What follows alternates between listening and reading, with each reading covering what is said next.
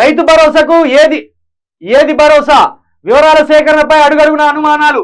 Ration card లింకుతో ఉసురుమంటున్న రైతులు కుటుంబం వారీగా ల్యాండ్ సీలింగ్ పెడితే ఎలాంటి టెన్షన్? ధరని రద్దు చేస్తే ఏ లెక్కన రైతు భరోసా ఇస్తారు? అకౌంట్ నెంబర్ లేకుండా డబ్బులు ఎలా ఇస్తారు? రైతు భరోసా డబ్బులు మూడు పంటలకా 2 పంటలకా? రైతులను అయోమయానికి గురి చేస్తున్న అప్లికేషన్. ఇప్పుడు ఇది చెప్పాలి రేవంత్ రెడ్డి గారు.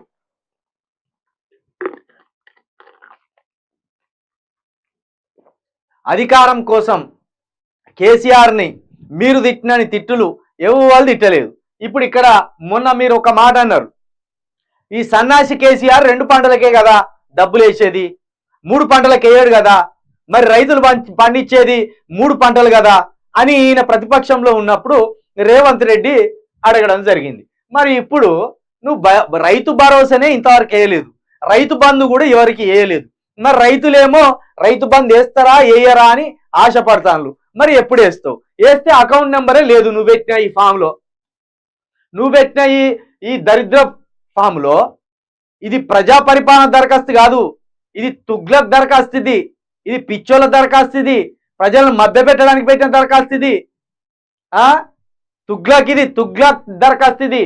దీన్ని నమ్మి మోసపోవడం, దీనికోసం తిరిగి ఆగమడం తప్పించేముండదు. ఇలా అకౌంట్ నెంబర్ లేకపోతే ఎట్లెత్తారు డబ్బులు? మళ్ళోసారి వచ్చి అకౌంట్ నెంబర్ ఇవ్వాలా?